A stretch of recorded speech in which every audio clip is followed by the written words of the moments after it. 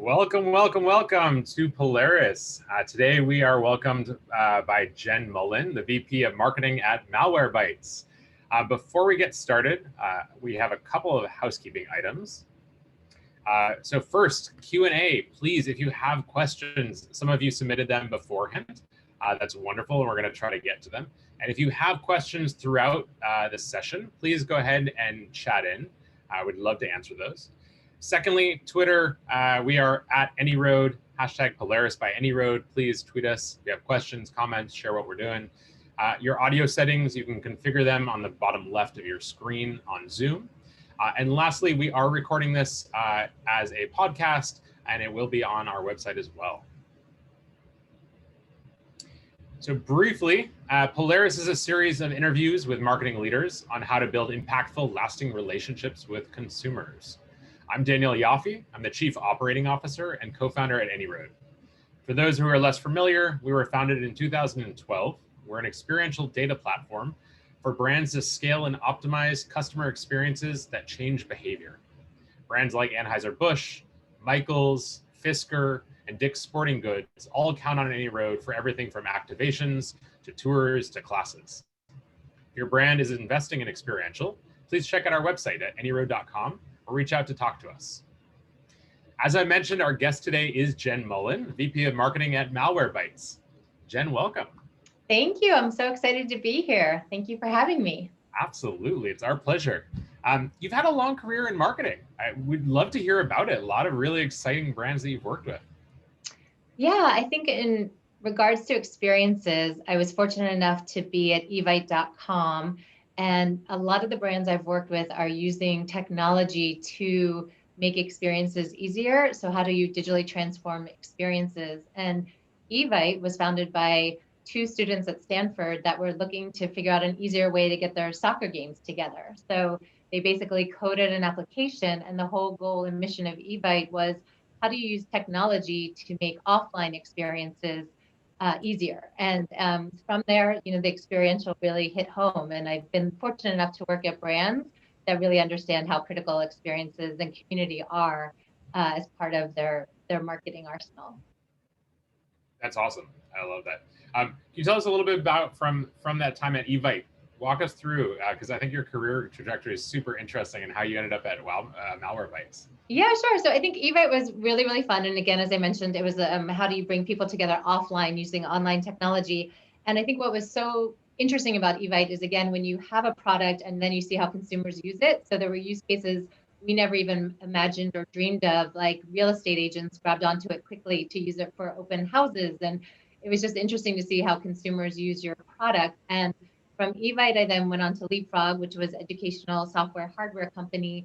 And again, we really focused on changing the experience of retail. So we were one of the first manufacturers to put toys, both girl and boy, in the same aisle. Generally in toys, it's divided by boy toys, girl toys.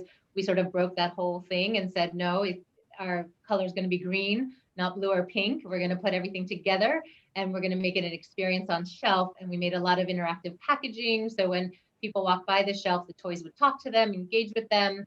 So that was really focused on experiential. And then I've also worked at brands such as VF Corp, who's the parent brand and owns such amazing brands as North Face, Vans, Smartwool, Timberland, many brands. And the essence of VF is they really understand their consumers, and they really understand their consumer passions, and they create events that speak to those consumer passions.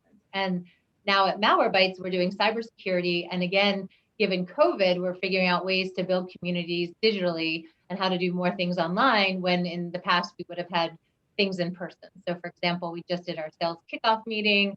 We have a customer advisory board. All of these events would have been in person, but given COVID, we're doing the best we can online, and there's advantages. So it's good. That's awesome. That's awesome. Tying back to the theme today, which is building that community through experiences. On the digital marketing sense, you've got all the data, you've got all the metrics, you've got people clicking, the content that they're reading. When it comes to experiences, it seems like there's a gap in the data. How have you handled that, and how have you jumped into that to build that community through data? Yeah, so I don't know that we handled it well, because a lot of the companies were founded before AnyRoad. So for example, at Evite, to your point, We know exactly everything you did online. We knew who you were inviting, where you were inviting them, the date of your event, the time of your event. But then when the event transpired offline, we obviously lost all that data, right? And then at VF Corp, again, we would host amazing events. People would register for the events. We could track their spend in our store. We could understand if they were net new to our business or not. But then on the wholesale piece, we sort of lose that data. So there's a lot today that we are able to measure in terms of our communities and our engagement and how active they are and how healthy they are, but there's still definitely gaps in data. So there's definitely blind spots where we're continuously looking to improve and try to always ask permission from the consumer, of course, to gather that data, but how do we want to make sure that we're measuring ideally the community and the whole experience? But there are definitely still gaps. Given that there are gaps, how have you thought about the success of those communities? I mean, what tools have you used to say this community engagement is working or this is not working? Yeah, a lot. Luckily with social, so we do actively watch like are our consumers posting? Are they sharing? Are they talking about us? Especially at Malwarebytes, we're very lucky that we have a community that loves us and knows that we just work. So we have a very active Reddit community, very active social channels, and we've recently hired a community manager to help tend to those communities and making sure that they're being heard, making sure their inputs being put into our product. So we're really excited about that. So from your standpoint, it is a lot of it for community for us, we can measure on social, given now, again, the digital format of everything. Yeah, that makes sense. I know the North Face, you guys did an endurance challenge, and I'd love to dive into that and hear a little bit more the details. Yeah. So I worked at the corporate level. So the brand team is fully responsible for this, not I, but what they did was an amazing job. They basically were coming out with new running shoes and they looked in the market and they realized that there weren't a lot of races for trail runners in particular. So there was this need from consumers. A bunch of consumers were trail running, but there weren't really established races at the time. So the North Face started an endurance series. And the good news about it was it had different lengths. So 5K for those just starting, or those folks aspiring to be a runner, as well as long endurance levels to really bring out the hardcore athletes. And they ran these endurance challenges and invited everyone, and they were super successful. People loved the brand, loved the experience, loved that someone organized it. And one of the KPIs at the brand was, how much did the athletes enjoy the event? So again, it wasn't a pure commerce event. It was more about, did we do a great trail run? Did we have the equipment they needed, the snacks that we needed, the support that they needed, first aid, all those wonderful things?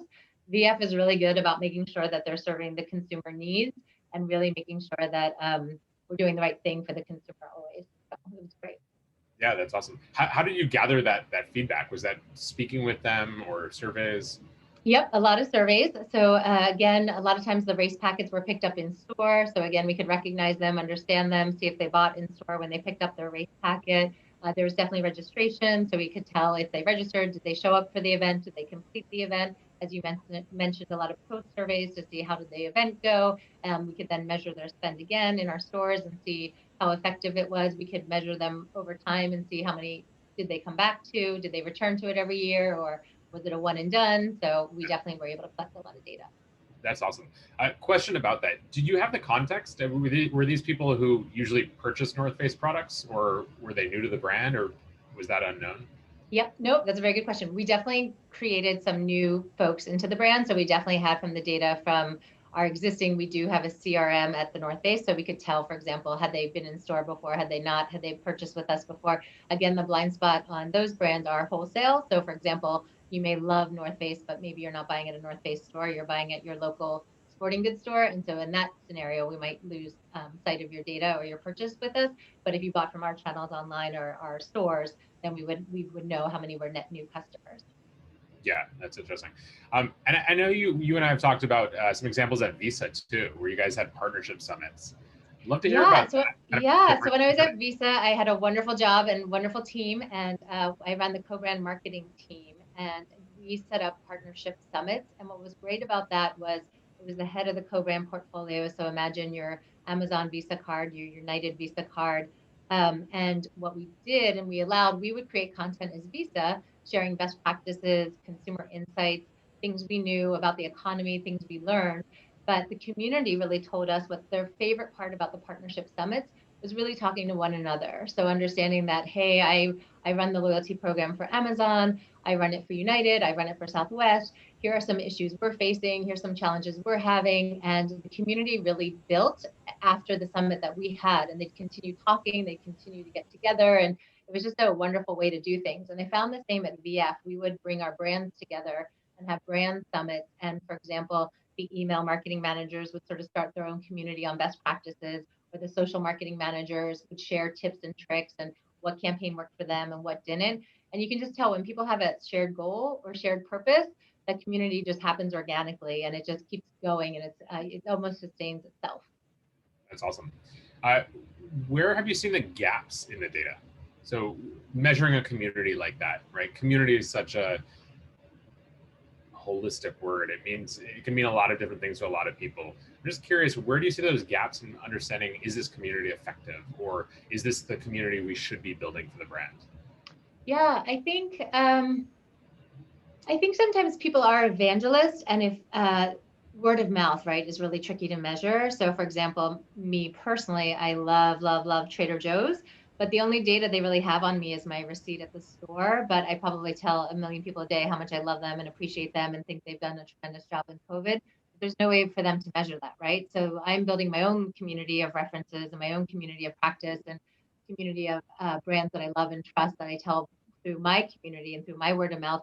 But there's a data gap there. So I think there's things like that that are just a data gap. And then as all brands know, right, there can be negative folks on your communities. So how to tend to them and how to turn them around so that they're not creating a negative community or saying false things about a brand. So I think social listening, again, is really critical, to be listening to how people are talking about your brand and making sure that it is a two-way conversation and it's not just the brand putting out posts, but really listening to those that are talking to the brand. So now it really is a conversation with you and your customers. Totally. No, that's awesome. We actually have a product that we've just released recently, which is a feedback analysis tool that's pulling in qualitative reviews and qualitative data to understand the why behind these experiences and what drives that love. I'm curious just to harp on the example of Trader Joe's. I happen to love Trader Joe's as well. For you, what is the why? You know, it sounds like you love the brand. They do a good job of building community. What is it when you walk into a Trader Joe's? Yeah, so it's a few things. So one, I've been lucky enough in my career, I've done a ton of digital transformation, and Trader Joe's, right? They're sort of like the last holdout. They're like, we're not going to have e-commerce, we're not going to do delivery, we're not partnering with Instacart. And I think that aversion to digital is because they recognize that they have such a strong experience in store. While it may be painful for us during COVID, where we have to wait in lines, what I like most about them is they really understand employee experience equals customer experience. So I saw a woman from Phil speak one time, and she said EX equals CX. And I think she's dead on, especially in Trader Joe's. They're wearing their Hawaiian shirts. They've sampled the food. They're playing fun music. They're always happy to be there. You never see a disgruntled employee. They're always talking to you when you're checking out. The early days of COVID, they were putting up, tents while you stood in line. They were offering you water. They were offering flowers. They have an artist at each store to make it feel unique. And I just think they really understand that in a commoditized business where margins are low, it is about that experience. And they've curated the product and, the whole seasonal changes of flavors. So I think they've just made it fun. Like, it's the one grocery store that I still enjoy going to, right? I'm like, oh, it'll be fun. Let's see what they have today. And I think they've just done a really good job. That's awesome. One of the things that always drives us nuts is hearing that you're a brand champion of Trader Joe's, and Trader Joe's doesn't know that. Right. They're not able to continue to build community with you because you are just a shopper, just like I might be a shopper, or somebody who doesn't even like Trader Joe's but goes in there every once in a while. I know we always find it's important for brands to really identify who are those brand champions. Are there any other brands that you think do it really well? Another one that's in a commoditized industry, right, is Southwest. And I think what I love about both Southwest and Trader Joe's is they're in commoditized industries, very low margin, but through very low cost initiatives, they change the experience. So Southwest, for example, when we were all flying, I remember being on a flight one time and a couple was headed to their wedding and they asked all of us to put a tip of advice on the cocktail napkin and write to this married couple to be.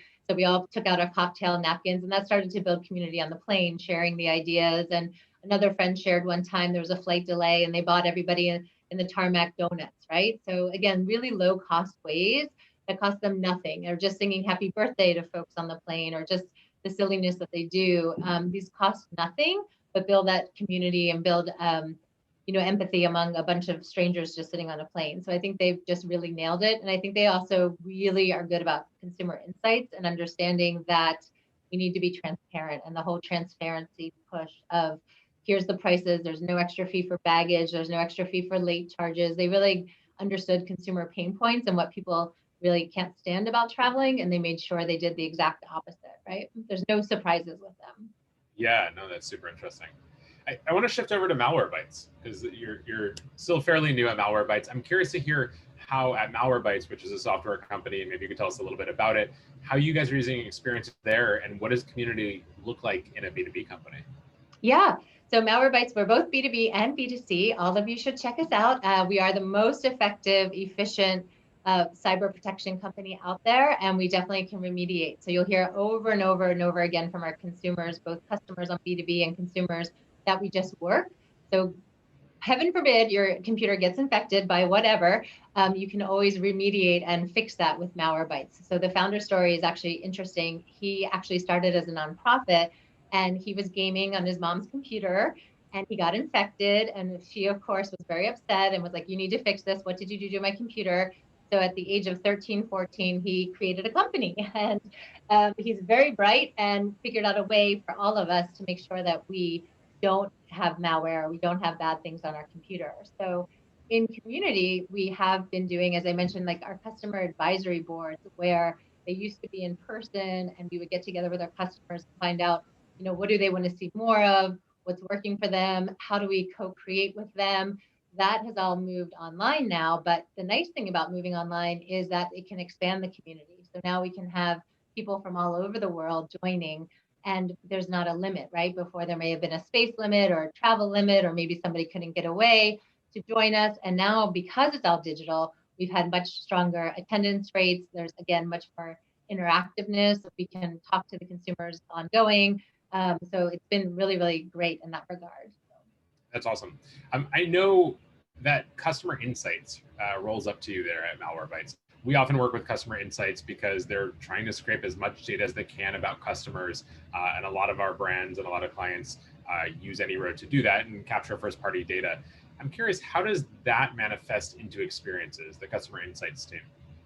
Yeah, that's a very good point. I think right now, again, we're learning a lot about our customers. So I would say we were sort of a technology company first, and now we are in the era of transition to customer insights. So we're doing a ton of understanding, as you mentioned earlier, the why. So we have all this great usage. We have all these great customers. People love us because we just work, but we want to learn more about them and understand like who they are, what do they eat? What do they drink? How can we reach out to them? How can we build upon the success we've had of a consumer taking our product to work, or using us at work and taking us home?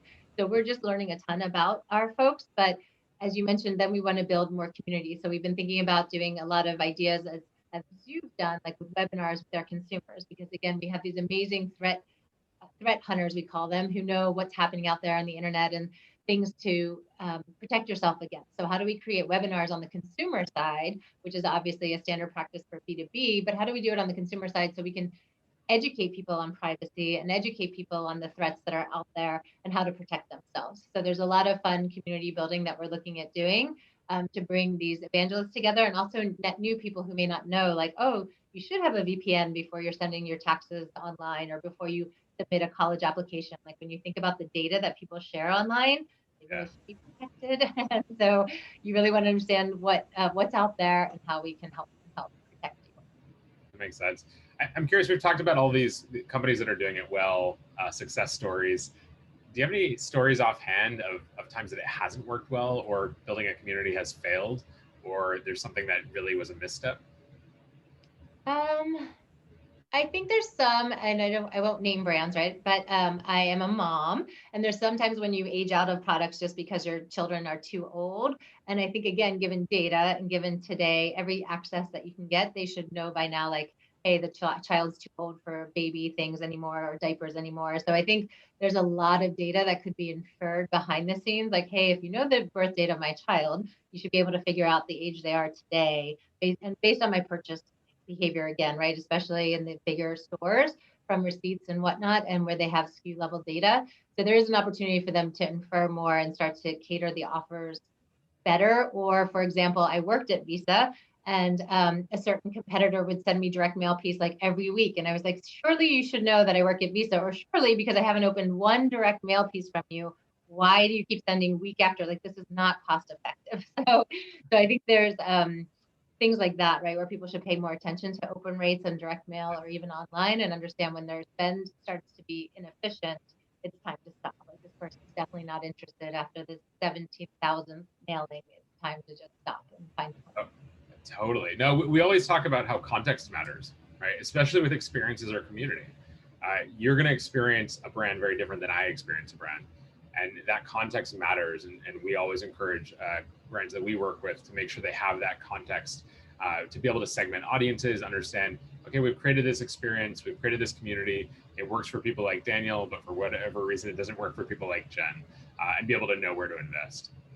Yeah, I think brands are hesitant right up front to ask a few questions. Yeah. I know Fabletics always did a good job with that, where they would ask a few questions up front. And I think consumers are willing again to give you data if you give them value in exchange, and if you're giving them a benefit in exchange. So to make sure again they're in the right community or they're in the right service. I think brands sometimes should always test and learn, like how much information can I ask up front to make sure that we're serving the right experiences to them and the right communities to them. And so I think, again, brands are really hesitant, or they wait till they get the email address. But I think most consumers are willing to give data if they know that their experience will be more curated and more suited to them. So I think I would advise everybody just to try A/B test and gather a little more data up front, to your point, to understand the context. Totally. We internally talk about DCMs, data capture moments, as far as what is the DCM of this experience. Because if you don't have one, you might as well put up a billboard and hope for the best. Right. I think somebody's trying to ask me a question. Please put it in the chat so we can see it. Go ahead and we're going to open up to questions momentarily. So if you have questions for Jen or me, please put those in the chat. Last question I actually have is, we're in COVID. You guys are a digital company now. I'm just curious if you have advice for brands that are thinking about how to adapt, how to iterate and make sure that they can build community in the world that we're in right now. Yeah, I think that's a great question.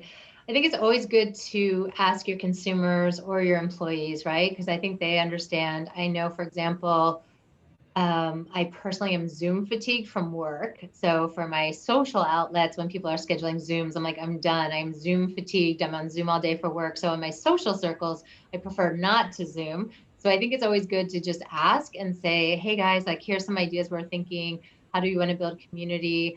I've heard some amazing employee stories of building community through building terrariums together, or doing wine tasting together, or again, sort of asking the employees, like, what do you want to do, and how to make it fun. Or again, for us, for our sales kickoff or for our customer advisory board, when we're working with partners, we did, some trivia games just to break up the monotony, or the Zoom breakout rooms where you're again building mini communities and mini teams on Zoom to collaborate and or create or compete as a way to just build community online. So I think, again, the benefits of digital are you can scale, everybody can be included. We've had instances where we've had some spouses yelling at one another, but it's actually interesting, right, to see people in their home environment. And as a marketer, it's fascinating because you can really understand the context, as you mentioned, of the person, especially as we're doing customer research, to see them in their home environment. They may say they're tech savvy, and you can hear like the Alexa talking to them and their Roomba going off and the home security system beeping. And so you can really understand that context. So I think it's been actually great, but it will be nice, obviously, too, to be face-to-face. What is your prediction for post-COVID, as far as what does community look like in a post-COVID world? I think a lot of it will stay digital, in the sense that I think there were probably a lot of families before who may not have been doing like Zoom Christmases or Zoom Thanksgiving, and those that didn't travel, it was just a quick phone call and they missed out. But I think sort of the community that's been forced because of COVID, I think some of those practices will definitely stay. I think the workforce is definitely going to shift, and working at home will be much more okay. And I think, again, brainstorming online and these types of things will happen. I think people realized how efficient we can be. So I think there will be some sustained changes. And again, allowing for more people to join digitally. I think those types of things will continue. And I think a lot of people are like, oh, is it worth flying all that way now for a meeting? I think those decisions probably change, right? Totally. I think people are going to rethink what a community is. A lot of brands that we work with see digital or virtual experiences as the top of the funnel, right? You don't need to be in the city. You don't need to actually drive out to be a part of this community or engage with this brand. And now you can cast a wider net. Yep. That's interesting. Great. Let's go to some questions. We've got a couple questions here. This is from Janik. At what point exactly did Vans decide on the experiential strategy? Was it at the inception, or was it a result of other factors down the line? Sure. I think they have a wonderful history on their Vans.com page, but they were super fortunate in the way the shoe product was designed with rubber. Skateboarders took to it right away because it helped them stay on the skateboard longer.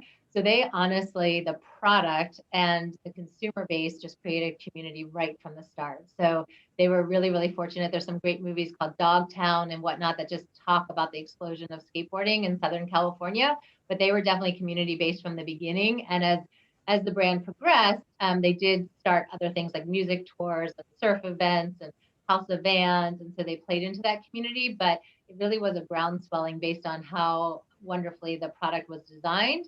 So from the very beginning, they just had the surf and skateboarders that loved the product. And really, it was a very organic community. But then Vans has always been really good to make sure they do what's right for their consumers. That's awesome.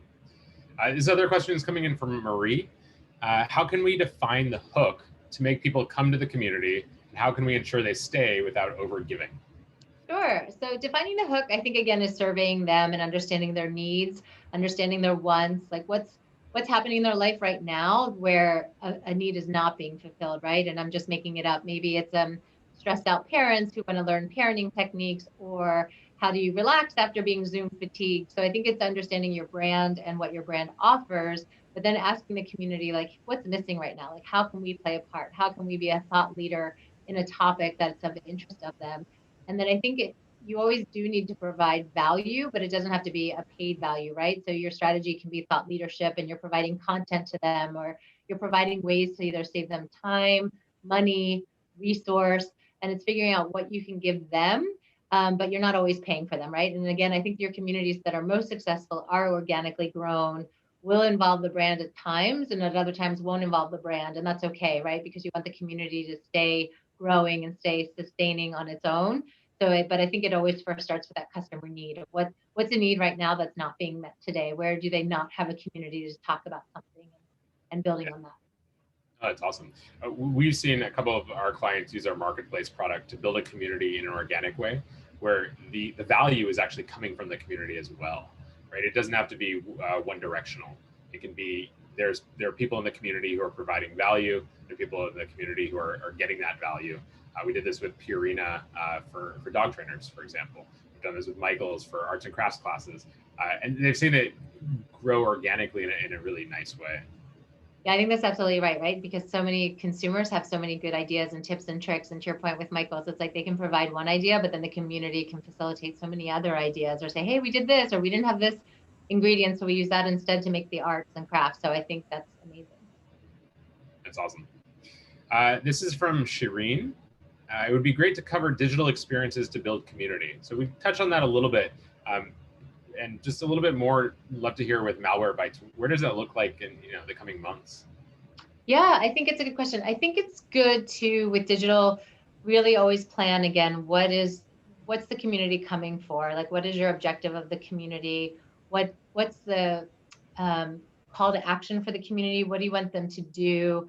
And again, understanding the constraints. So for us, a lot of the communities that we're doing, we're realizing that people are Zoom fatigued. So when we do get together digitally, it's always, with a purpose in mind, with an activity in mind, with a call to action in mind, and trying to make it shorter versus longer, because again, we understand that people are a little bit digitally zoomed out these days. So I think it's really understanding what that community event is for digitally, and then just making sure it's impactful and effective. And then with AnyRoad, or to do a survey, right? To understand like what worked about that continuous learning. That's the benefit of digital, is that you can do more. So you can find out like, oh, they like this, they hated this. how do we change, how do we adapt, how do we try it again. So that is the beauty of digital, because you can measure everything and understand like at what points did you lose people and at what points were they really engaged. Yeah, that's awesome. Here's a question. How do you define community? I think this is an interesting question because a lot of brands are not sure if they're building community, right? They have customer engagement, but like, how do you think about community and the parameters that go into it? Yeah, I think that's a really good question. I think for us, communities are, again, where we're finding a population talking about us organically. So maybe where we're not even inserting ourselves. So for Malwarebytes, for example, on Reddit, right, we have a lot of people talking about us, or we would hear, big brands at their tech bars would use us or recommend us, or we hear, all these stories about people generating a lot of word of mouth about our brand and saying, just use it. So I think for us, it's tapping into those organic communities that were already happening of this community of evangelists. And then in terms of creating new ones, again, it's as we go into new products like privacy and other things to help protect people, it's building those communities. So again, for us, it was learning where people may have gaps. And as I mentioned, we have a lot of use cases of people sharing a lot of personal data online. And so again, it's creating that community of awareness and creating community advocates to help explain to their friends, like, oh, you need to be a little more protective with your data and make sure you have a VPN first and make sure you have a privacy product so that you're not sharing this data. So for us, that's ways that we look at communities, both organically, the ones that have been created without us, and then tending to them and working with them, and then also ones that we want to go create based on needs that we see or that the consumers see. Yeah, that's great. Communities are interesting. They're like organisms, right? They're changing, they're evolving, they're morphing. I'm curious, maybe at some of the companies that you've worked with in the past for longer times, how you've seen communities change and how you, as the brand, adapt to that change. Yeah, so Smart was a good example. And again, this is all the kudos goes to that brand. I didn't have anything to do with it, but what I loved about them is they organically, again, the employees and some of their buyers, Smartwell produces the best socks in the world. They began a bike race from their headquarters to the outdoor retailer show. And outdoor retailer show moved. So it moved to Denver, and these guys are based in Steamboat Springs. And given that the outdoor retailer show moved, they didn't cancel the ride. They didn't change the ride. They were like, people are coming back for this year after year after year. We need to still do it. And again, like when it started at the inception, there was like one car behind all these people on bikes helping them. And then they ended up, now they have like an event management company because it's become so big and so successful. And it's so inspiring. And again, there's a lot of great information on their website. One gentleman was like in the ICU for 28 days, and his whole talk while he was there was like, I got to get back to that Smartwell ride. Like, I've got to go see my friends. And it just became this unbelievable ride of both employees and consumers and the retailers they work with. And it's almost like a pilgrimage now each year that they do this ride from their headquarters in Steamboat to the outdoor retail show. But it just shows them living the brand, right? Showing that their performance gear works for everything.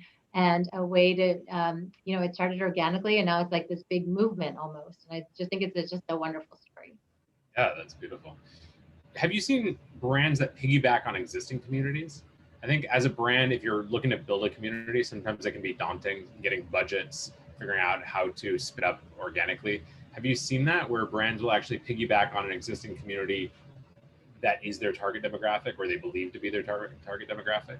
Yeah, I think there's a lot of opportunities, right? Like usually around the sporting events where people are gathering already around the sporting event, whether it be professional or not professional, and you just start to see the brand sort of helping there. And I think it's a good way to do that. Like if there are opportunities for you to say, hey, I'm a small brand, I don't have a ton of budget, but again, based on this event, based on this community need, we could play nicely here. So I think there are definitely ways in food, beverage, all these types of things to figure out how do we make the value richer for the consumer and how do we maybe tell the bigger brand, like, here's the value that we can add. And hopefully we're bringing you, big brand, a new audience.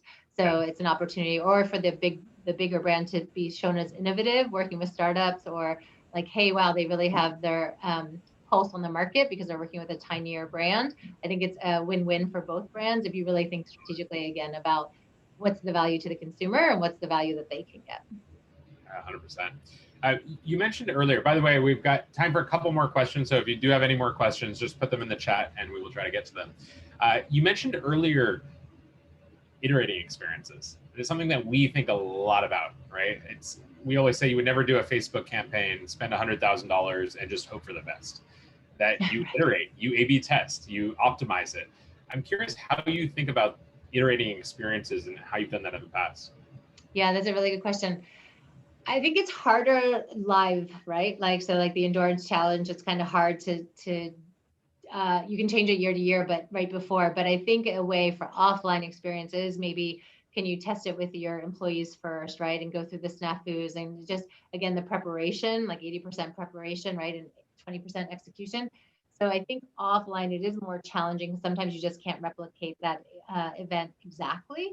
But I think, again, understanding what are the drivers of the event, where are the biggest opportunities for consumer satisfaction and sort of those creating those memorable moments and doing your best to dissect those and practice those and have a run through again, maybe with your employees or your most trusted customers first before you go large scale would be really, really impactful. And then digitally, again, as we've talked about, it's much easier to measure because you can see exactly when you're losing people from heat maps and whatnot, and you can see where participation is starting to wane and how to weed that out.